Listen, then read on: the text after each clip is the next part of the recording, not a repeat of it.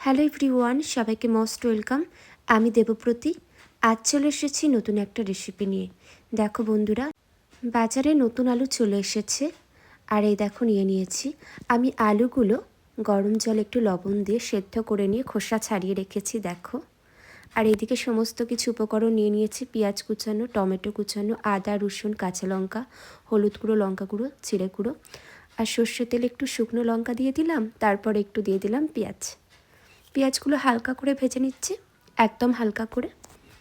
এবার দিয়ে দেব আদা রসুনের পেস্ট, হালকা করে একটু বেটেছিলাম। দেখো দিয়ে দিলাম।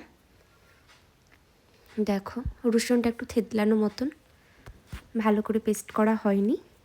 কিছুটা পরিমাণে লবণ দিয়ে দেব, তারপর দিয়ে দেব টমেটো কুচানো। দেখো দিয়ে দিলাম, একটু ভালো করে নাড়াচাড়া করে নিলাম। সেদ্ধ হয়ে গিয়েছে। তারপরে হলুদ গুঁড়ো, লঙ্কা গুঁড়ো আর জিরে গুঁড়োর যে জল দিয়ে মিশ্রণ বানিয়ে রেখেছিলাম সেটাই দিয়ে দিয়েছি। দেখো একটু নাড়াচাড়া করে নিচ্ছি, কষিয়ে নিলাম। এবার দিয়ে দিচ্ছি একটু গরম মশলা। গরম মশলাটা দিয়ে তারপর দিয়ে দিচ্ছি সেদ্ধ করে রাখা ছোট আলুগুলো, এটাও দিয়ে দিলাম। দেখো কষাটা দেখো কত সুন্দর হচ্ছে, দারুণ একটা কালার এসে গিয়েছে, ব্রাউন টাইপের, দেখতেই পাচ্ছ। এইভাবে কারা আলু কষা বানাতে পছন্দ করো অবশ্যই জানাবে।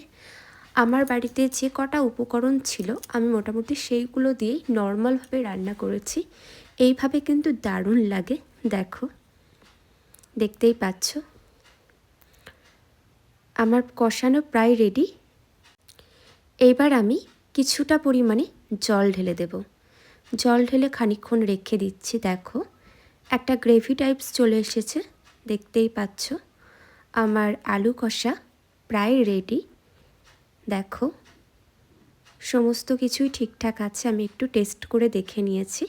এবার দিয়ে দিচ্ছি একটু গরম মশলা। আমাদের রান্না একেবারে রেডি। কেমন লাগলো তোমাদের অবশ্যই জানিও কিন্তু।